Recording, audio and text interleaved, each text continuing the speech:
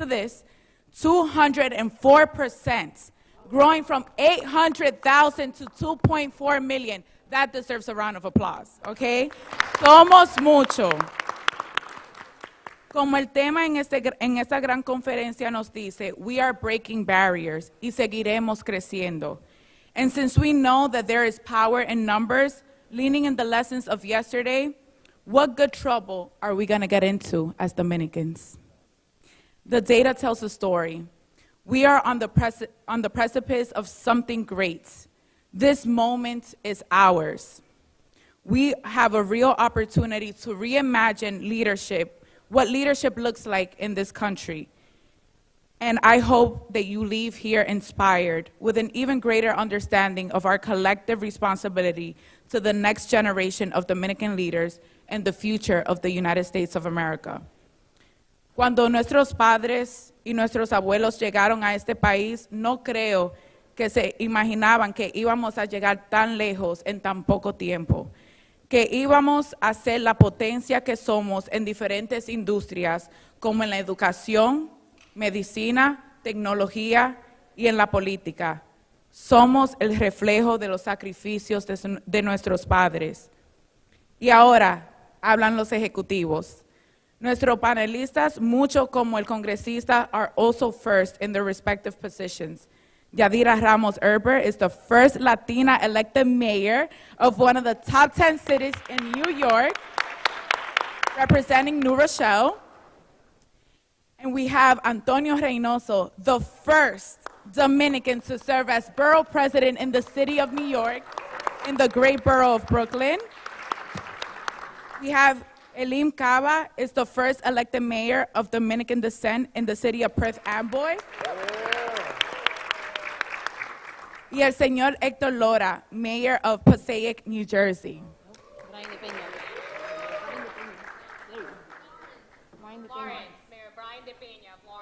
Sorry, Brian De Peña. Me lo contaron mal. But it doesn't underscore that our panelists demonstrate the greatness that comes out of our culture. Today, we can dream and aspire to become mayors of great cities, borough presidents, Congress members, senior advisors to presidential administrations, and ambassadors. When I was growing up, this wasn't the case. I didn't see this level of representation. And what we will learn from this panel is that we all have a story to tell. And at the root of it, we are grounded in the principles of Dios, Patria, y Libertad. Y con eso los dejo con Juana Matías. Gracias. Thank you so much, Deputy Borough President Peguero. It's a pleasure to have you here. You're an inspiration to so many. I know there are a lot of young Latina women in the room who know what it's possible and what they can achieve by seeing you as a role model. Thank you for your inspiring remarks. And now I want to get us started because there's so much we can discuss. We know that at the forefront of driving a city, you're really a chief executive officer. You're not just dealing with the politics, you're dealing with managing an internal administration, building and fostering collaboration internally, externally. And what's most important about your stories is how you got here. So I really want to talk about that lived experience that people can walk away with knowing that your positions, where you sit today, they can also see those positions as places they belong and should be, and that it plays a critical role locally. We know that local government has a bigger impact on your life than what's happening at the federal or state level, and so really excited to start today's discussion. And to begin, me encantaría que comencemos, que nos digan un poco de quién son, cómo llegaron a dónde están hoy, y alcalde Brian De Peña, me encantaría comenzar con usted.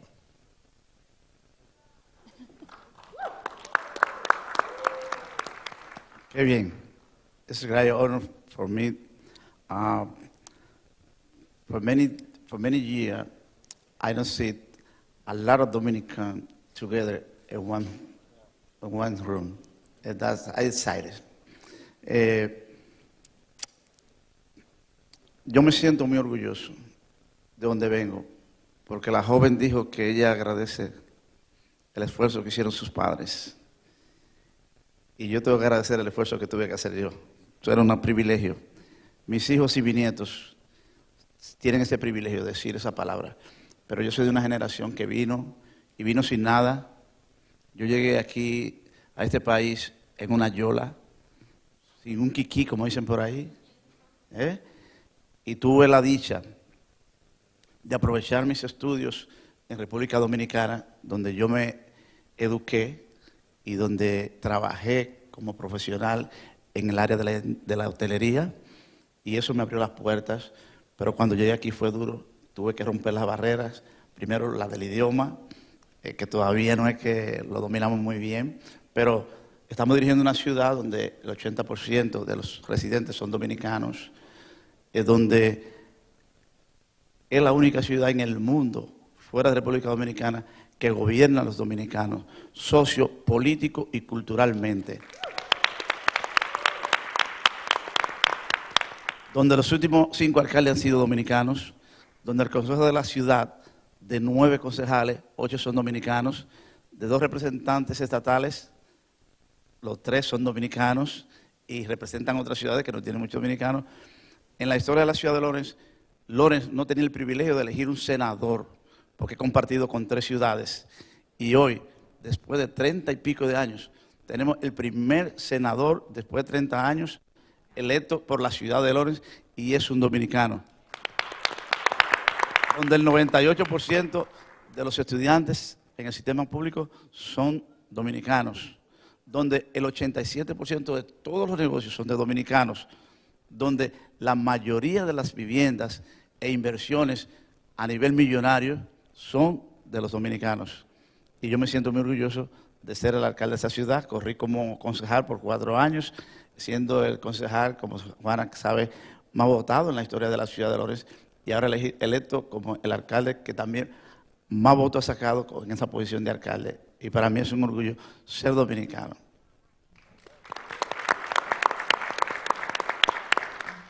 Thank you so much, Mayor de Peña. I'd love to kick it off to you, Borough President Reynoso. A little bit about your story. How did you get here, and why public service? So I was born of Dominican parents that got here from the Dominican Republic in the late 1970s. Sin un kiki también. Llegaron pobre, food stamps, Section 8, welfare, you name it. My family had to take advantage of it just to give me the opportunity to sit here amongst the stage with you all. And through that, I feel deeply grateful for what government did for me. Because government stepped up, it allowed for us to have a roof over our head, food in our stomachs. So I was deeply grateful through a public education. So I decided that I want to dedicate my life to public service and pay it forward. So I worked for Councilwoman Diana Reyna. That was the first woman elected to any position in New York, for a Dominican. I worked for her for about 7 years, ran for city council, did city council work for 8 years. Something that is deeply important is that I didn't pass 500 pieces of legislation as a council member. I passed 5 really good ones. And with that, it helped carry me to become the borough president. And unlike the mayor over here, I represent Brooklyn. In Brooklyn, there's only 19% of the population is Latino, and a much smaller portion, which is about 180,000 out of the 2.6 million people in Brooklyn, only about 180,000 are Dominican. So I wasn't elected because I'm Dominican. I was elected because of my politics. And I would just say that something that I think a lot of Dominicans should know is that the one thing that allowed me to have a solid foundation to run for borough president is that the struggles of the Dominican are the struggles of the poor. And my policies were always based on poverty and addressing poverty in a deep, deep way. So it was easy for me to translate to poor black populations, poor Chinese populations, poor white populations, because my policy was always focused on addressing poverty in my council district and now as borough president. So now with the graces of God and the constituents of Brooklyn, I'm the Brooklyn borough president.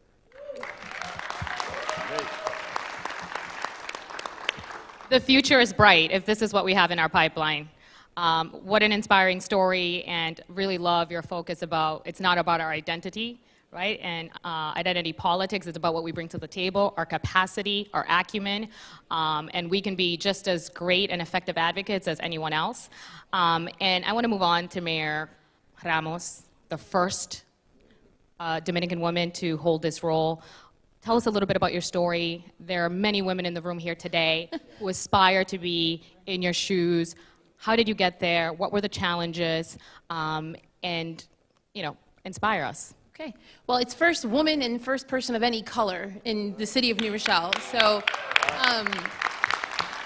and the city was founded in 1688. My mother is Dominican. She came to the States in 1968. My dad is Puerto Rican. He's a New Yorican from the Lower East Side. I grew up in Queens and moved to New Rochelle in 2007. I can't say I necessarily saw politics for me. I actually don't like campaigning or fundraising or the performative elements of it, but I like to get involved, and I've always wanted to help and give back. So I'm a lawyer by training. I practiced law for a little bit, and I'm just stepping down as an associate dean at Columbia Law School, where I worked with our students on diversity, equity, and inclusion initiatives, and just kind of making law school a better place for our community. In New Rochelle, which is coming from Queens, 80,000 people, far more accessible to your electeds. You're just like running over them.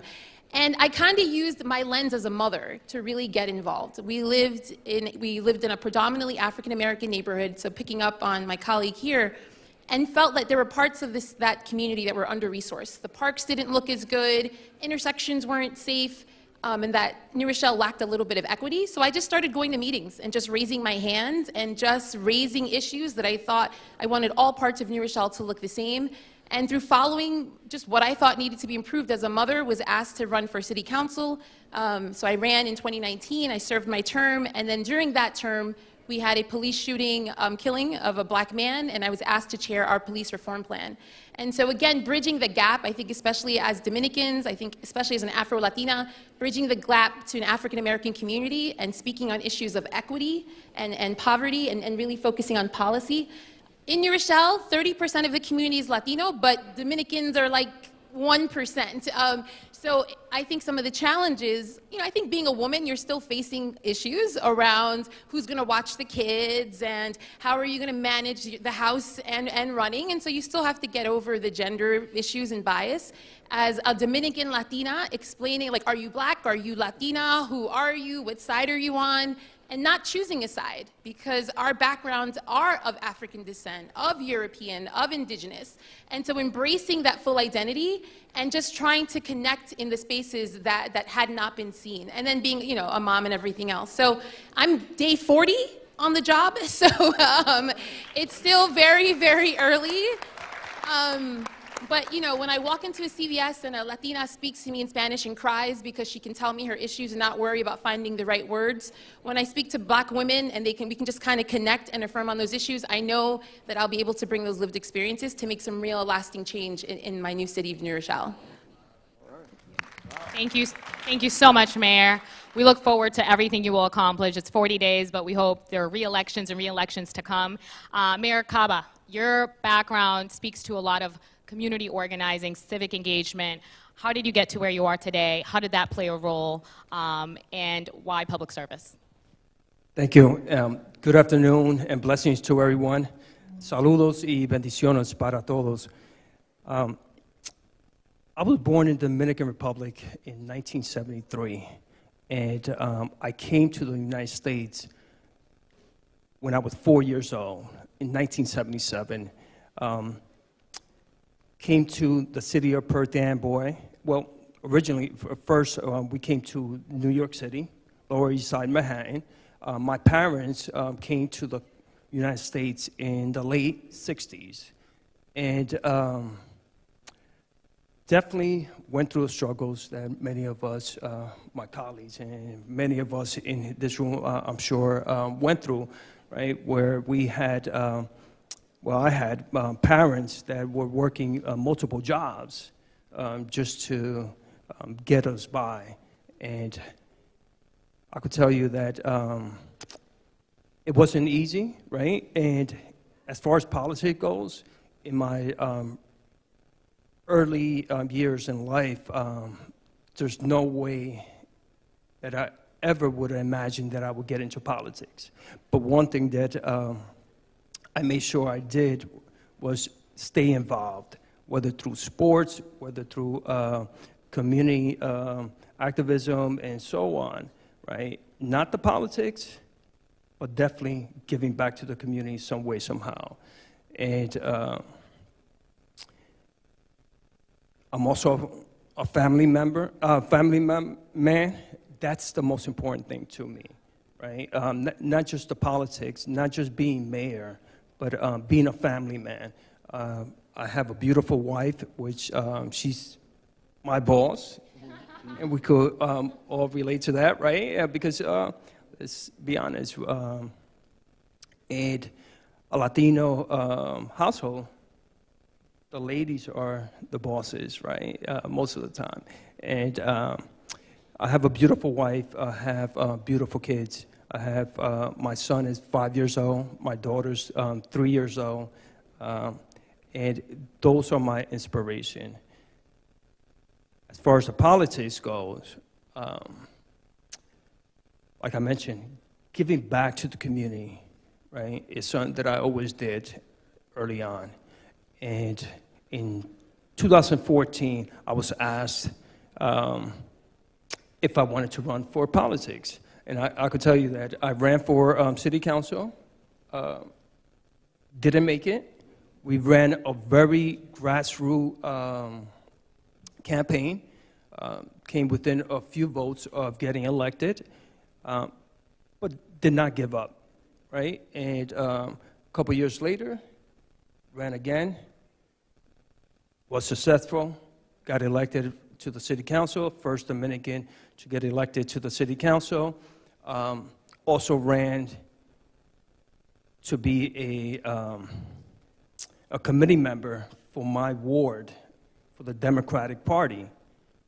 I was elected to that, and then I was elected to be the chairman of the Democratic organization in the city of Perth Amboy. First Dominican elected as chairman. Then, a few years later, throwing the hat to run for mayor, first Dominican mayor elected as mayor. That's great, right?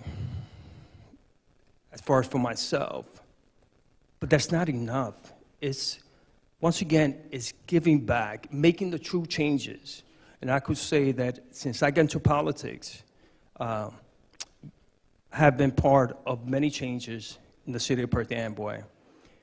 Not just for Dominicans, but minorities in general. So our city council was not made up of minorities like it is right now. So I could tell you that help out of 5 council members in the city of Perth Amboy, right now, 4 of them are minorities, right? And yes, we helped get the youngest Dominican, and she's also Puerto Rican, and she's also in this room, councilwoman ever elected at the age of 28, Haley Cruz, councilwoman, Haley Cruz. We also made history in the city of Perth Amboy by getting 3 females elected to our city council. So they're the majority right now in our city council, 3 Latinas. And on top of that, also our council president is the first Dominican elected council president in the history of Perth Amboy. So we accomplished that too. And it's not only about getting Dominicans elected. It's about getting people that are a reflection to the community elected. Just like both of you have mentioned, right? You got elected when you were not, the majority were not Dominicans or probably even Latinos. However, you are a true reflection of the community, just like all of us are, right? A true reflection because the struggles that we went through and the struggles that our community still goes through. Thank you so much, Mayor Cava. So much to unpack here. I think I heard a theme, a couple of themes. Resilience. Sometimes you run and you don't win, but it's about getting back up and doing it again. I heard a little bit about making sure that when we are advocates, that we don't forget where we come from, and we have more shared and similarities with underserved populations. So it's not about just the Dominican agenda, but it's about the working class agenda, which a lot of our immigrant communities share. And the last theme I heard about was, not forgetting where you come from, opening that door for that generation that's coming behind us. And I kind of want to transition into part of the conversation that I think sometimes is left unheard. It's very burdensome to run for public office, right? Personally, on your family, on those near you and who support you. And so my next question is to really kind of gauge, how do you get it done? How do you take care of yourself as a political candidate so that you can bring your best self to the work, right? And so leading a city can be all-consuming. It requires immense dedication and resilience. We're curious to learn your personal strategies for finding balance. Can you share what you do to stay centered and grounded amidst the demands of this role? How do you practice a healthy balance between your responsibilities as a municipal leader and your personal life? Because if I can go back to my congressional race, that was the one thing I didn't do right. And if I ever did it again, my self-care needs to be top 3. Why don't we start with you, Mayor Ramos, because as women, I feel like sometimes we carry a greater burden. Yes, woman and a mom, right? So you're carrying your 2 little souls on. First and foremost, I have a therapist. I strongly believe in mental health, so I just want to call it out. For me, it's even still hard to say it. It's not something that my mother and father loved, but it was a lot, and I needed to have the space, the professional kind of neutral voice to help me do the things the right way. So every other Tuesday, me and my girl check in at 1 o'clock. And I do make time to work out. I start my morning working out. I wake up very anxious when you have the list of things to do and all of the things you want to get done. So I carve out 30 to 45 minutes every morning. I'm not even a morning person, but with kids, it's just the best way to get it done before I go to work. And I have to give myself grace. I pray. I really try to give myself grace, delegate, and I'm gonna mess up. We're human, we're elected, but we're human. But really, and then just try to keep my inner circle. People that knew you before the politics, before the spotlights, who just, you walk into their house, they have a glass of wine and a dessert for you, and you can just be you and not worry about it. So it's not easy, there's only 24 hours in the day, but picking from that menu helps keep me balanced. I love that menu. I love that menu. Alcalde de Peña, la pregunta era la siguiente. Lidiar una ciudad puede consumir todo y requiere inmensa dedicación y resilience. Tenemos curiosidad por conocer sus estrategias personales para encontrar el equilibrio. Cómo usted se cuida a usted mismo, dedica tiempo a su familia y también puede seguir adelante para poder ejecutar su visión. Well, in my case, that's not easy. But I'm looking for balance, every day. The first half an hour in my life, my first call is God. God, my life, if you like. Y me pongo en la mano de Dios cada día. Porque en mi caso no es fácil.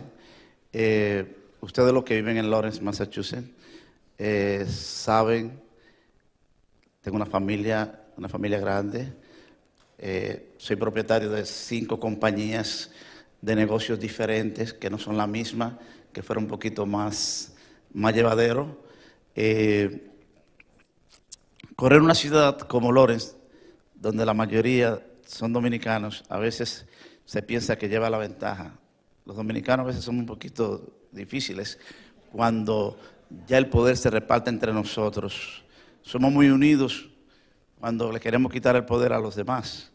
Pero una vez que entre nosotros, y tú has corrido en Lawrence, sabe que es un poquito desafiante. En el caso mío, también llevo una responsabilidad en mi iglesia, como cristiano que soy.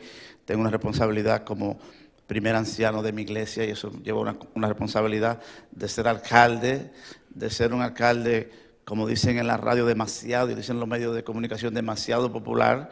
Eso conlleva también que la gente exige más de ti, que cuando tú eres un político que te mantiene una distancia. Es la primera vez que en la ciudad de Lawrence, y tú lo sabes, un alcalde dedica toda una tarde, todos los martes hasta las 7 de la noche para que la gente vaya sin cita. Y tú sabes que se acumulan 30 y 40 personas todas las semanas. La gente no estaba acostumbrado, la gente estaba acostumbrado a un alcalde que andaba en un carro oficial. Yo no uso un carro oficial, estaba acostumbrado a un alcalde que no iba a los supermercados. Yo ando solo con mi niño de 12 años, voy a la escuela, lo recojo, lo llevo a la escuela, y eso conlleva que no es tan fácil ser alcalde, ser empresario, ser miembro de una iglesia también, o sea, pero me he acostumbrado porque antes de ser un político fui un empresario donde la gente me cargaba mucho con sus problemas, al punto que una vez mi secretaria me dijo, quitémosle el nombre de Tenar Style Service y pongámosle Casa Comunitaria de Lawrence.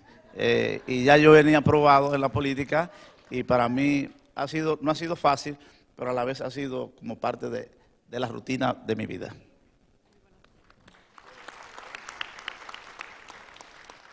And I can attest to this. I've walked into Mayor De Peña's office where you see, doesn't matter your title, doesn't matter if you're a donor, you've walked in and you want time with him. And he'll walk out of his office, pause the meeting, and make sure that that person gets treated with the respect and dignity and gets put on the calendar. More so than he should, in my opinions, but he's un alcalde del pueblo y lo muestra con sus acciones. Borough President Reynoso, how do you care for yourself, family, and execute on your objectives so that you can be the public servant you want to be? So unlike these, I have no balance in my life. There's no balance. And what I do get from the general public is grace, a lot of grace, because I don't pick up my phone enough, I don't set enough meetings, I don't show up to every single meeting. Today, my kid had a special celebration at 11. I usually show up to those. I'm not there today. My wife. So I feel like I give everything like 80%. I do the best I can, and I need a lot of grace from people. So people call me, and the good thing is I try to stay positive and show a lot of love all the time. So people, when they don't see me or they don't hear from me, and they see me in a week or 2 weeks, they're like, it's okay, Antonio, how are you doing? So they give me grace. But I have no balance in my life at all. I try to work out when I can. I ride my bike everywhere I go to try to stay fit, because if I didn't do that, it would be problematic. I can have a driver, but didn't have one for a year and a half in my office. There were no cars. It was just me riding around to Coney Island, to East New York on my bike. My wife is an amazing person who is forgiving in a way that you can't imagine. The one thing, the people that are not forgiving is the constituents. It doesn't matter where you are. I could be in church, I could be in the supermarket, I could be anywhere. They will stop you, and they could care less if you're with your entire family, and they will stop you and ask you questions and talk to you. So you kind of go into this business understanding that. So the grace that I feel like I receive from my friends and my family, I give to my constituents, understanding that if they're coming to me in a private matter, it means that they're desperate, that they're in a bad situation, they're in a bad place, and I chose this job to help those people out. So I would say there's no balance. If you want to be an elected official in New York City, I want to be clear, and no disrespect to anyone, in New York City, from council member, assembly member, state senator, borough president, any citywide official, congressman, balance, if you do it, something's missing. Something's missing. Be careful with those folks. But yeah, the balance is tough. I want to be honest with people that want to run for office, want to take leadership positions. If you want to do it in New York City, you're going to give up a lot, and you're going to have to sacrifice a lot, because it is almost impossible to create balance. I'd have to agree with that, but I want to take something you said and challenge those in the room here today, our communities, especially the Dominican community, which is grace. Like, I think sometimes people underestimate the amount of demands a mayor has, the challenges that they're trying to overcome, whether they have to do with policy, budgetary priorities, internal workings, external workings. And so, you know, treat us with some grace, right? When that person isn't picking up your call, it's not because they're intentionally not picking it up. They're in the middle of a meeting, they're getting texted by their chief of staff, that's something that just went wrong with the city. And so always bringing grace to the table, I think, makes our societies better and allows us to work more cohesively. Alcalde Cava, yo sé que usted es un hombre de fe. You're a man of faith. Beyond faith, what do you do to ensure that you know, you're able to execute, but also taking care of other priorities, right? We're holistic people.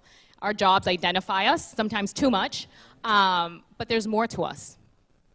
And you're right. Balance is really out the window. But we have to continue to try. And one of the things that keeps me going is my family, right? So being a mayor, especially in a city like Perth Amboy, it's not easy, right? It's really working 24 hours a day. But when I get home, I see my family, I see my kids. It kind of gives me that, it brings down my stress level, right? Even though it starts up again when they start fighting with each other, right? However, I love it because, those are the moments I know that, are going to fly by and I'm going to miss. So they are the people that really keep me sane, right? Which is my beautiful wife and my kids. But each of you touched upon, what is it that drives us, right? And it's the people, right? I know I mentioned that my wife, joking around that she's my boss, which she is. However, all of you, the constituents, are our boss. So I've been there where, just like you mentioned, Antonio, where it's been, they don't care if you're in the middle of, an emergency. They're gonna stop you to ask you a question. I've been there with my daughter, almost vomiting. They see that, and they're still saying, Mayor, 2 minutes, right? But you know what? That's what we signed up for, right? That's what we signed up for. And it's our responsibility to make that balance, right? At that moment, right? Don't just push them away, right? Get someone, right? Either your aide or staff member, someone to make sure, okay, I'm in an emergency, but please, get their number or get their phone number and get back to them, because you know what? If they are bothering you when they know that you are in the middle of an emergency yourself, it's because they're in dire need of help. So, but once again, my family, that's the blessing. And that's coming from someone that used to be an avid fitness guy where, before getting into politics, I was into fitness, definitely watching what I eat. And I still do from time to time, but, as mayor, it becomes a little bit more challenging. I love that, Mayor. It's a call to action, right? When you answer the call to serve and be a public servant, it comes with a tremendous amount of work. But if you keep that North Star that you're there to serve the public, even in those difficult moments when you need to reset, I think it makes the work worthwhile. So I love ending on that note when it comes to that question. I want to move on to expectations. I remember being a 27-year-old candidate for state representative in the state of Massachusetts, and I had this idealistic notion of what it was going to be legislating in the Massachusetts legislature. And from campaigning to governance, I learned so much, because governance is a completely different ball game. And what I'd love to hear from all of you, and I'd love to start with you, Borough President Reynoso, is reflecting on your initial expectations of your current roles. What aspects of day-to-day governance surprised you the most? Was it the amount of public scrutiny, the complexity of specific issues, or the internal workings of city administration? Yeah, so what surprised me the most in government was its inability to get things done. Was the biggest shock I had. I felt that the reason we couldn't get anything done was because we had a bunch of people that didn't know what they were doing. But if I got there, then I would be able to fix everything and start getting things done. And then I get in there and I'm seeing all the hoops and the red tape and how everything takes longer than it has to. It's unnecessary. That's a big shock to you. Because I went there, I went to work. When I became a city council member, la misión del hombre pobre a trabajar. I'm Dominican. My father taught me work, work, work. That's all he knew. That was the principle and the foundation of our house is work. So when I became a council member, even before that, when I was a chief of staff, before that, when I was an organizer for Acorn, I always knew I could outwork anybody. I don't have privilege. I might not be the smartest, but no one's going to outwork me. So I decided to go to city council and outwork everyone. And I think I did outwork everyone. But even with that, I feel like I worked everyone. And I want to be clear, like, I don't want to pat myself on the back and act like I'm a Dominican, Latino, the youngest borough president to ever be elected to the office in the history of the city of New York. That's important because the hard work got me through it, and I was able to maybe cut things down 3 months, maybe 6 months, maybe 2 weeks, and that mattered. Those little things mattered. But that's the only thing that surprised me of government is how long it takes, no matter how many people you have in it. And then when I became an executive, because I was a legislator as a city council member, and that took a long time, and then I became an executive as borough president. And the thing that surprised me the most is human resources, HR, dealing with the people fighting in your office and getting emails about the most nonsensical things is something that I didn't experience as an executive, and I think is going to prepare a legislator. Someone else deals with all that stuff for you. As an executive, you learn that, which I think is deeply valuable for my growth for the future in having this executive role, understanding that not everybody likes each other, that people work against each other, even if they're in the same building, and learning how to manage that I think is deeply important. So I would say how slow things get done and managing your staff in a way to make them most efficient are the two things that surprise me.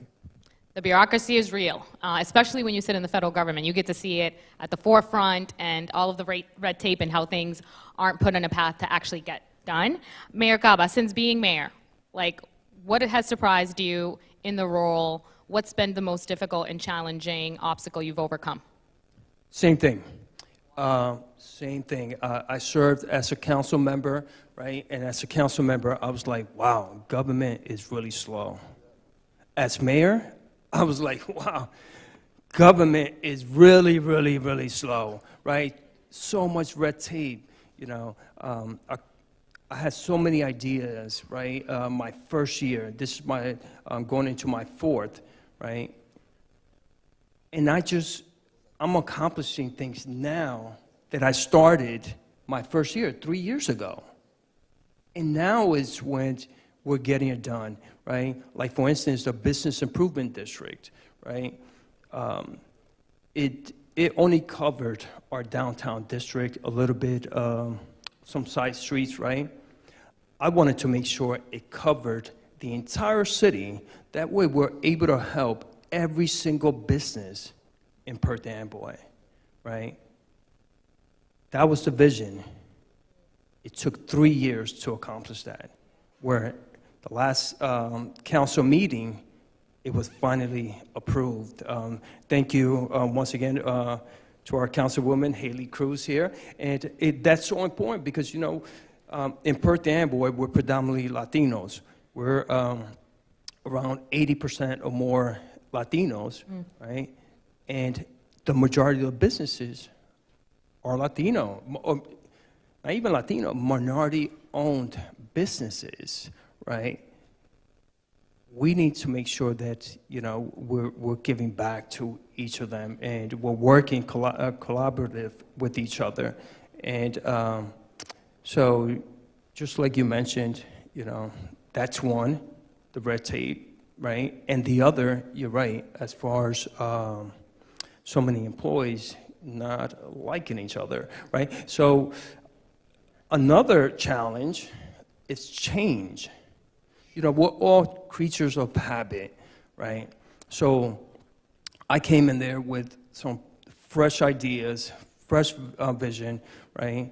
To make sure that we implement the right policies, the right change, right? To move the city forward. Because Perth Amboy, for those that don't know where Perth Amboy, New Jersey is, Perth Amboy is across the bridge from Staten Island, just to give you an idea. So Perth Amboy is 4 by 5 square miles, and we have a beautiful waterfront, right?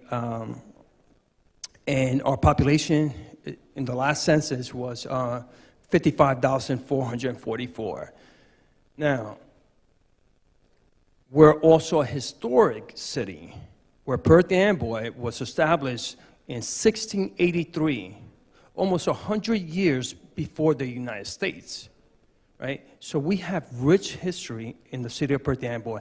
Actually, our city hall in Perth Amboy is the oldest operating government building in the entire nation. So, with that said, very difficult to get people to embrace change, especially trying to bring Perth Amboy into the 21st century. So, to give you an example, in our clerk's office, this is another challenge I still have not able to accomplish, they still use a typewriter. Yes, yes. So that's a challenge. However, in other areas, I believe that we were successful, right? The single coin meters, right? I was able to remove all of them. And I started my first year. Now it's when we finally accomplished it, just a month ago. Progress. So now in Perth Amboy, for parking, you're able to pay not only with coins, but with cash, with credit card, debit card, or right from your own phone with an app. Amazing. The wheels of government move slow. We know this, but if you have the conviction and the focus, you build the coalitions, you build the trust with external and internal partners, you really can accomplish a lot. Mayor Ramos, I don't know if you want to add anything to that in terms of like what you've seen that's been most shocking since, in terms of your initial reactions of what you thought governance would look like, and then since being there, what's keeping you up at night?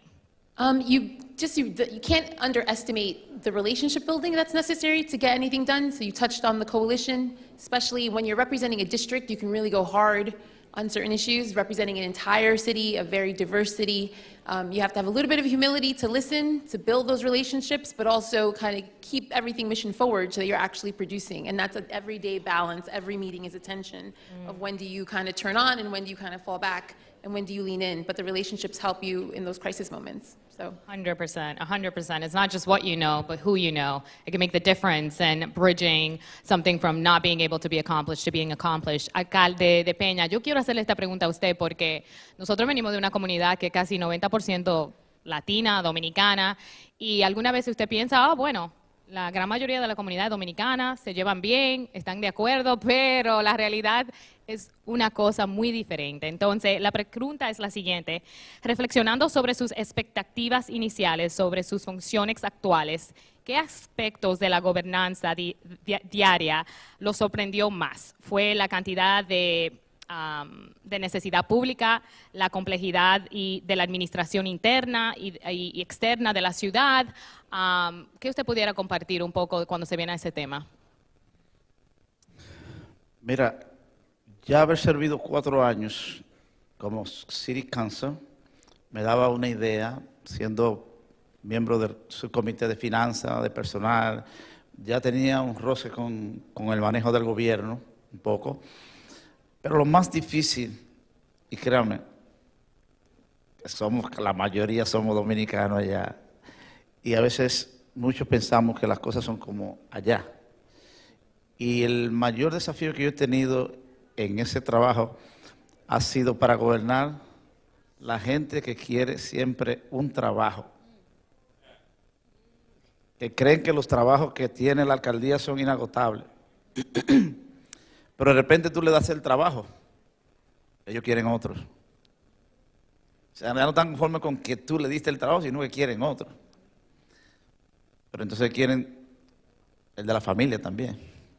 Y para mí lo más difícil ha sido el tema de los trabajos, los empleos, la gente que quiere trabajo y trabajo y trabajo, y tú le das trabajo y siempre hay alguien que quiere otro trabajo. Y al yo ser, como te dije al principio y como comenté, al ser un alcalde que siempre, al ser un ciudadano, antes de ser alcalde, que siempre estaba una solución para la gente. De hecho, hay gente que va a mi oficina solamente para decirme que quiere que le aconseje un hijo, que le aconseje el marido. O sea, que soy un todo. Soy un todo. Sí, porque a veces en esta posición, especialmente en la comunidad de Lorenz, que los que están aquí de Lorenz lo saben, En Lawrence se piensa que el alcalde todos los problemas los resuelve, que tiene soluciones para todos los problemas, pero que también todos los problemas son culpa del alcalde también. ¿Ok? Y es un poquito, eso crea un poquito de desafío.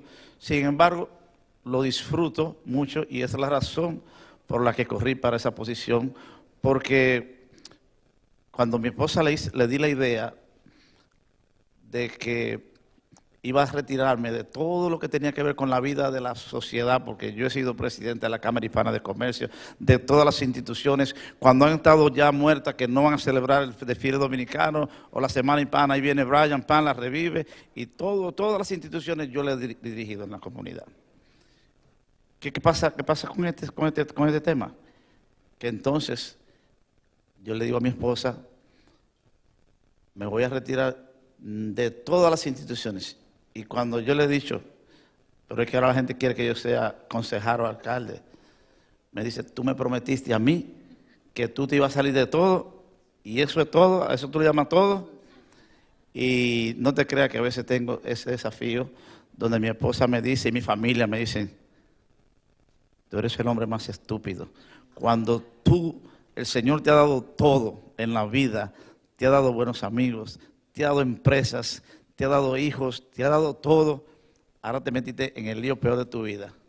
Pero cada uno de nosotros que estamos en una posición de esta, no ha sido por una decisión de nosotros. Es Dios quien quita y pone reyes y gobernantes.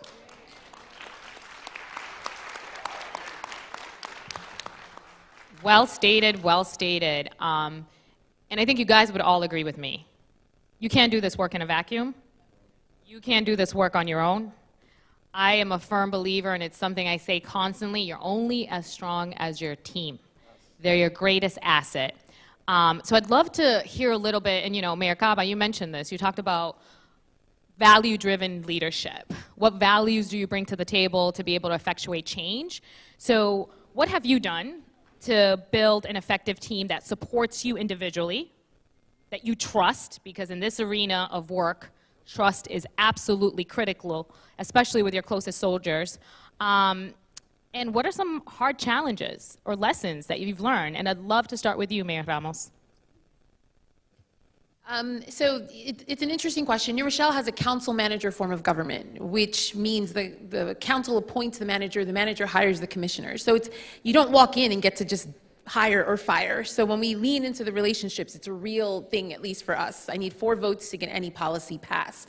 And so, yeah, so for me, it's really working closely with my council members once they won the election, and we're really just trying to build the relationships, be focused on the mission, what are the goals, what are the changes we want to be able to be responsible for, and just having tough conversations with our city manager, with our commissioners about expectations, but also giving grace as well. My predecessor was in office for 17 years, so it's like nearly 20 years of the same leader, first woman, first person of color. There's so much new, and change is really hard in government. People are used to things operating that way. And so it's just, and making myself accessible and available to the community so that there's also community support backing initiatives that we're trying to do. But you're right, it's a tough game, and in particular in this form of government, it's tricky to kind of find those alliances in that way, but figure it out.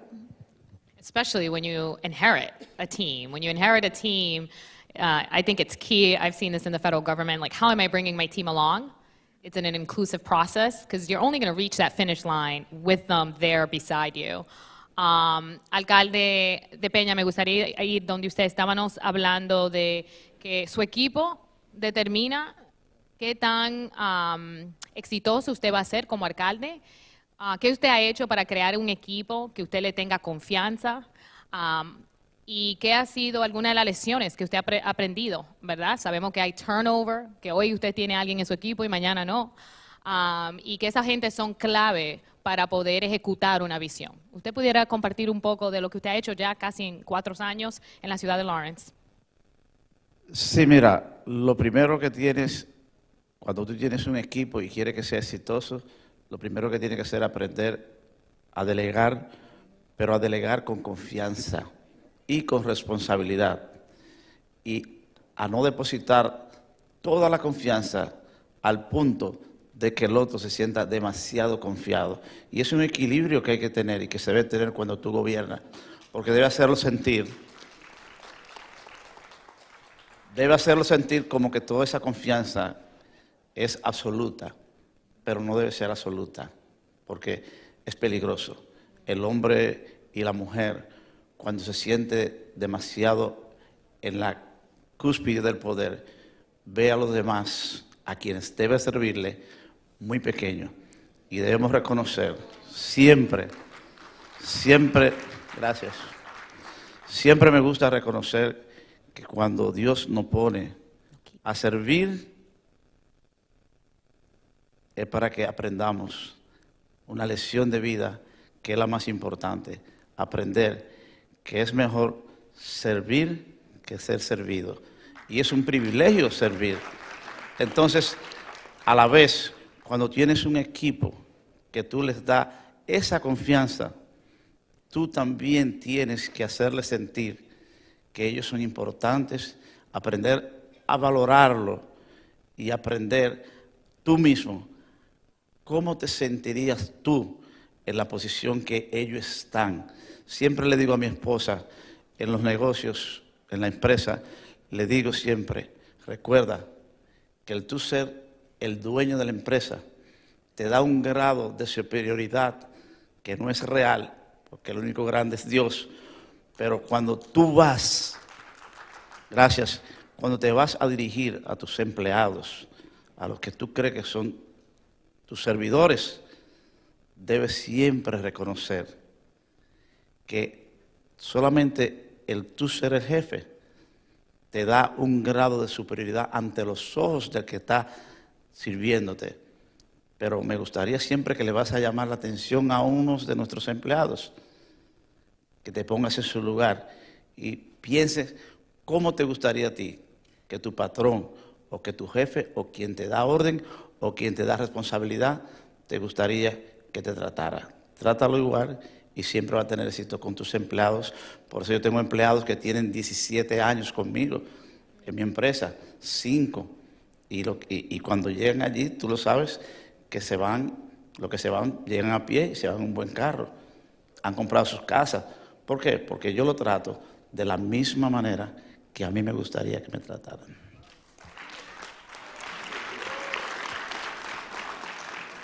I think that characteristic that you're speaking about, that I think all public servants, regardless of your title, it's humility, right?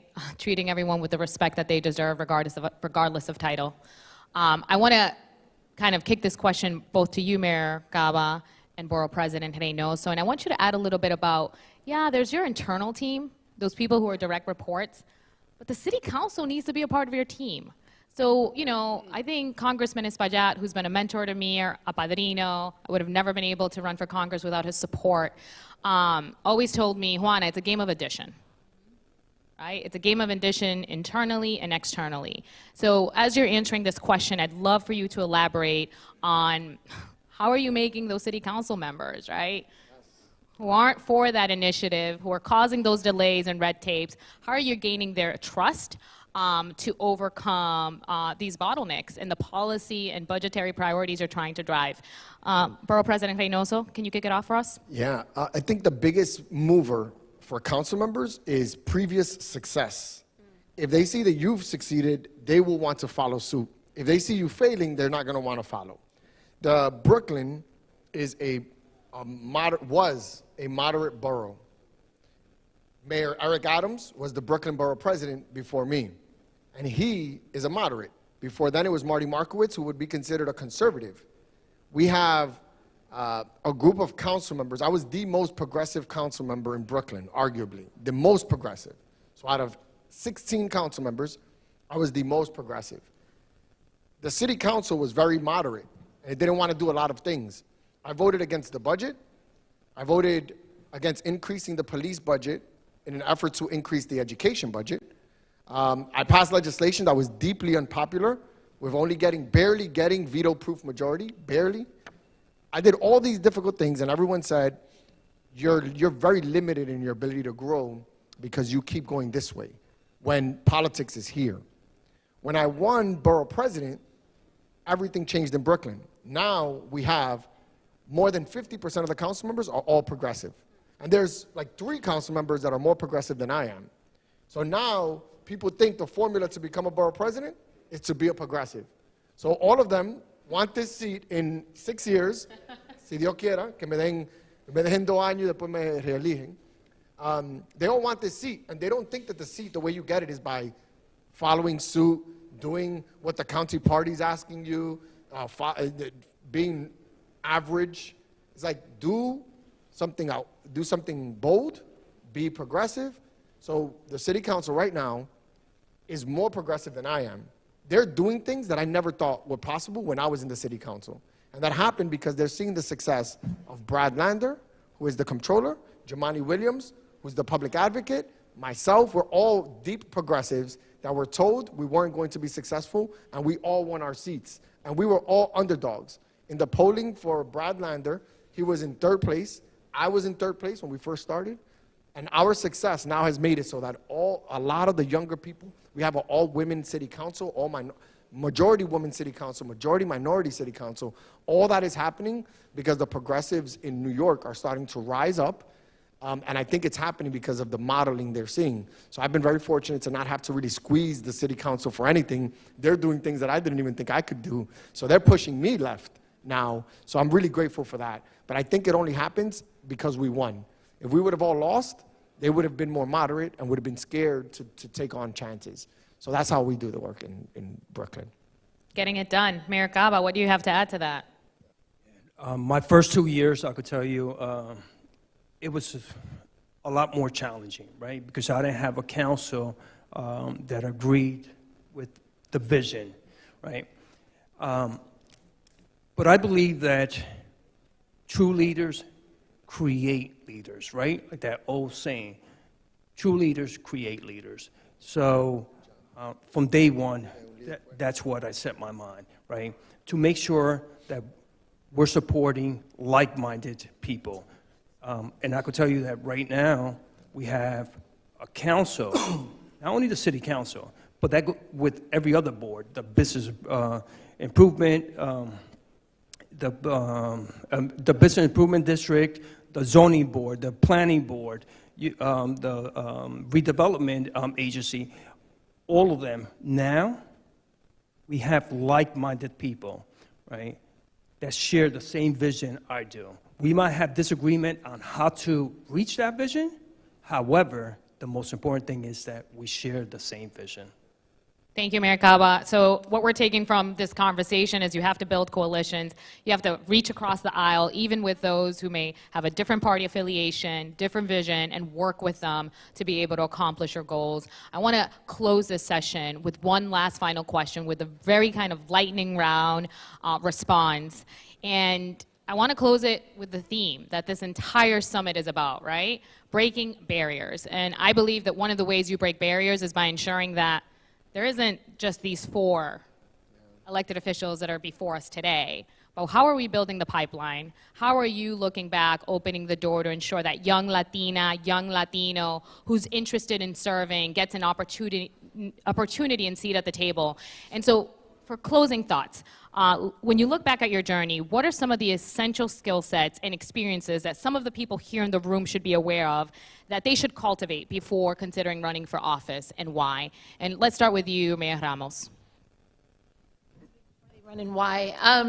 Do the work, follow your passion. If it's something you care about, you will commit to it. You know, learn, be humble, but just find your passion. Do the work, be humble, and you can do it. Everything I was terrified of happening to me when I ran for mayor happened, and I survived, you know, and I made it to the other side. So even if you're scared, jump in, because we need you. Borough President Reynoso. I hope we didn't scare you on this stage. If you want to be the first, it's not going to be easy. And I think people need to know that. Everything is difficult. It is hard. Being an elected official is difficult. And I think that we've gotten to a place in our society where we think things have to be given to us or that we deserve things. You don't deserve anything that you're getting, you get because you work for it. No one's going to give you anything if you're the first, especially if you're Dominican. They're not trying to give you anything. And another thing is relationships, I think is deeply important. Adriano Espaillat, like having him as like el padrino de Adriano, tenerlo ahí para los dominicanos en Nueva York tiene mucho valor. Uno no, algunas veces no cree que hay valor o que estamos besando el anillo, que estamos apoyando a Adriano, este y el otro. Sin Adriano no llegamos ninguno en Nueva York. Y hay que apoyarlo. Y aunque no estemos 100% en línea, vamos a decir, con la política, siempre hay que apoyarlo a él porque fue primero y he ayudado ahora, somos como 15 o 16 que estamos elegidos en un tiempo cuando era el único él. Y eso pasó porque él ayudó. Por eso es muy importante la relación y respetar la herencia, como dicen. Well stated. Alcalde de Peña, estamos cerrando con esta última pregunta y se trata del tema de esta conferencia, rompiendo barreras. Nosotros vamos a seguir rompiendo barreras cuando estemos asegurando que no sea solamente usted, la alcaldesa Ramos o Reynoso o el alcalde Cava, que estemos creando oportunidades para esa juventud que viene detrás de nosotros. ¿Qué consejo usted tiene para esa juventud que está aquí en el cuarto hoy? ¿Qué es lo que ellos tienen que hacer para prepararse para ser servidores públicos? Un consejo sencillo y lo recibí de un hermano, mi hermano más pequeño. Una vez estábamos en un lugar y me dijo, brother, eso fue en Brooklyn, vivíamos en Brooklyn. Y me dijo, brother, vámonos de este lugar, porque en este lugar los mejores somos nosotros. Vámonos a un lugar donde los más malos seamos nosotros, que ahí no vamos a tener problemas. Y siempre recuerdo a mi hermano pequeño. Y un consejo que les quiero dar a los jóvenes es que aprendan a tratar a las personas como a ellos les gusta que lo traten. Y que aprendan a perdonar como ellos le piden a Dios que le perdone. Well said. Mayor Cava, close it out for us. What do we want to, how do we inspire that next generation of public servant leaders, and how do they prepare to take the torch from us and continue to do good? Keep it short and sweet and to the point. You got to get involved and stay involved.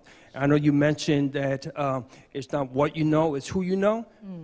I want to take it a step further. It's not who you know, it's who knows you. Thank you. I'm leaving inspired by knowing that we have these people at the helm driving a vision across housing, economic development, education, infrastructure, climate change. We need to replicate leaders like this, and I want you, all of you, to stand up and help me in joining them and giving them a warm round of applause. Thank you so much for your leadership and the work you do.